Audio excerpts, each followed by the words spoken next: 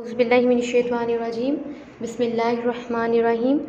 پیارے بچوں، کیسے ہیں آپ سب؟ پیارے بچوں، آج ہم اسلامیت کا باب ہدایت کے سرچشمے اور مشاہیر اسلام کا سبق جو ہے حضرت آدم، وہ پڑھیں گے۔ پیارے بچوں، سب سے پہلے حاصلات تعلم کے بارے میں جان لیتے ہیں۔ پیارے بچوں، آپ اس قابل ہو جائیں گے کہ حضرت آدم کے بارے میں جانیں گے کہ وہ پہلے انسان اور نبی تھے۔ انسانوں کا سلسلہ آپ سے شروع ہوا تھا۔ حضرت آدم کی تخلیق، حالات زندگی اور دعا کے بارے میں جانیں گے، اور پیارے بچوں، آپ حضرت آدم کی زندگی سے رہنمائی حاصل کر سکیں گے۔ پیارے بچوں، ہم اس سبق میں پڑھیں گے کہ حضرت آدم علیہ السلام اس دنیا میں انسانوں کی رہنمائی کے لیے بھیجے گئے تھے۔ اللہ تعالیٰ نے تقریباً 1,24,000 نبی اور رسول بھیجے۔ نبوت اور رسالت کا سلسلہ جو ہے حضرت آدم سے شروع ہوا اور حضرت محمد صلی اللہ علیہ وسلم پر ختم کر دیا گیا۔ حضرت آدم اس کائنات کے سب سے پہلے انسان اور نبی تھے۔ آپ کو ابو البشر یعنی تمام انسانوں کا باپ کہا جاتا ہے۔ آپ کا لقب صفی اللہ ہے۔ اللہ تعالیٰ نے حضرت آدم کو مٹی سے بنایا تھا، انہیں مختلف اشیاء کے نام سکھائے تھے، اور اللہ تعالیٰ نے تمام فرشتوں کو حکم دیا کہ وہ حضرت آدم کو سجدہ کریں۔ تمام فرشتوں نے اللہ تعالیٰ کا حکم مانتے ہوئے حضرت آدم کو سجدہ کیا، سوائے ابلیس کے۔ پیارے بچوں، اس کو اس بات کا غرور تھا کہ وہ آگ سے بنا ہے اور حضرت آدم کو مٹی سے تخلیق کیا گیا ہے۔ آگ زیادہ طاقتور ہے، وہ یہ سوچتا تھا، اس لیے وہ مٹی سے بنے انسان کو سجدہ نہیں کرے گا۔ اللہ تعالیٰ کو یہ بات بہت ناپسند آئی۔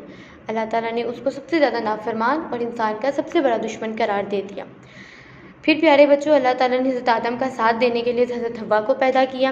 حضرت آدم اور حضرت حوا کو بتا دیا کہ شیطان تمہارا سب سے بڑا دشمن ہے۔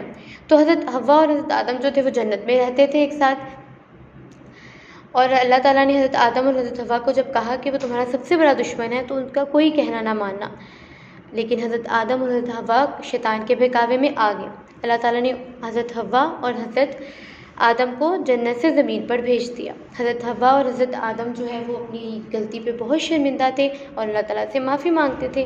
اللہ تعالیٰ نے حضرت آدم کو پھر ایک دعا سکھائی، اور اس دعا کے الفاظ یہ ہیں پیارے بچوں، ترجمہ: اے ہمارے رب، ہم نے اپنی جانوں پر ظلم کیا، اور اگر تو نے ہمیں معاف نہ کیا اور ہم پر رحم نہ کیا تو ہم یقیناً نقصان اٹھانے والوں میں سے ہو جائیں گے۔ پیارے بچوں، حضرت آدم اور حضرت حوا کی یہ دعا اللہ تعالیٰ نے قبول کی اور انہیں معاف کر دیا، اور وہ دونوں اللہ تعالیٰ کی بہت عبادت کرتے تھے اور اللہ تعالیٰ کے احکام کے مطابق زندگی گزارتے تھے۔ تو پیارے بچوں، ہمیں اس سبق سے کیا سیکھنے کو ملتا ہے؟ ہمیں حضرت آدم کی زندگی سے یہ سبق ملتا ہے کہ ہم اللہ تعالیٰ کا ہر حکم مانیں اور صرف اسی کی عبادت کریں۔ اللہ تعالیٰ سے دعا کریں کہ ہمیں شیطان کی شر سے محفوظ رکھیں، آمین۔ پیارے بچوں، جس طرح میں نے ہائی لائٹ کیا ہوا ہے، آپ سب نے بھی ہائی لائٹ کرنا ہے اس کو، اور جو ہائی لائٹڈ چیزیں ہیں ان کو آپ نے یاد کرنا ہے پیارے بچوں۔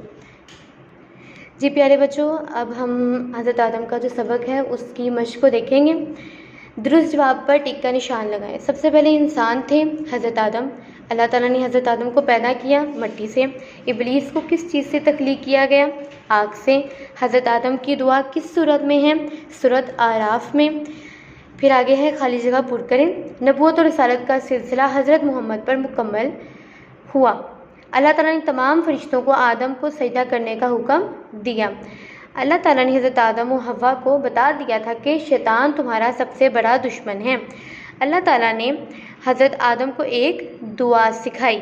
اس کے بعد پیارے بچوں، اب سوال جواب ہیں۔ درج ذیل سوالات کے مختصر جواب دیں۔ آگے لکھا ہے زبانی۔ پیارے بچوں، ان سوالوں کو آپ نے زبانی یاد کرنا ہے۔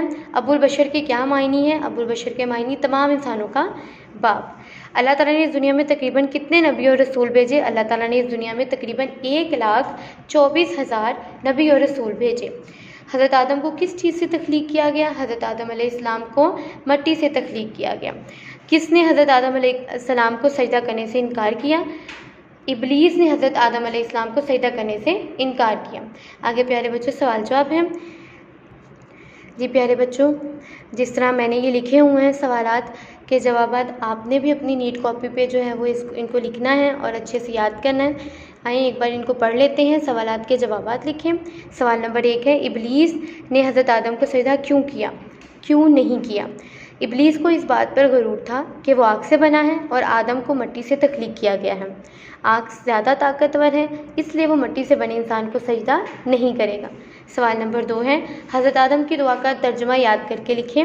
حضرت آدم کی دعا کے الفاظ یہ ہیں، ترجمہ: اے ہمارے رب، ہم نے اپنی جانوں پر ظلم کیا، اور اگر تو نے ہمیں معاف نہ کیا اور ہم پر رحم نہ کیا تو ہم یقیناً نقصان اٹھانے والوں میں سے ہو جائیں گے۔ سوال نمبر 3 ہے ہمیں حضرت آدم علیہ السلام کی زندگی سے کیا سبق ملتا ہے؟ حضرت آدم علیہ السلام کی زندگی سے ہمیں یہ سبق ملتا ہے کہ ہم اللہ تعالیٰ کا حکم مانیں اور صرف اسی کی عبادت کریں۔ تو پیارے بچوں، آپ نے ان کو اچھے سے یاد کرنا ہے اور اپنی کاپیز پہ لکھنا ہے۔ تو پیارے بچوں، آج ہم لوگوں نے اس سبق سے کیا سیکھا؟ ہم نے سیکھا کہ شیطان جو ہے وہ ہمارا سب سے بڑا دشمن ہے، ہمیں اس کی ان چال بازیوں سے بچنا چاہیے اور اللہ تعالیٰ کے تمام احکامات پر عمل کر کے ہی ہم شیطان سے بچ سکتے ہیں۔ تو آپ بھی اس پہ عمل کریے۔ اللہ حافظ پیارے بچوں۔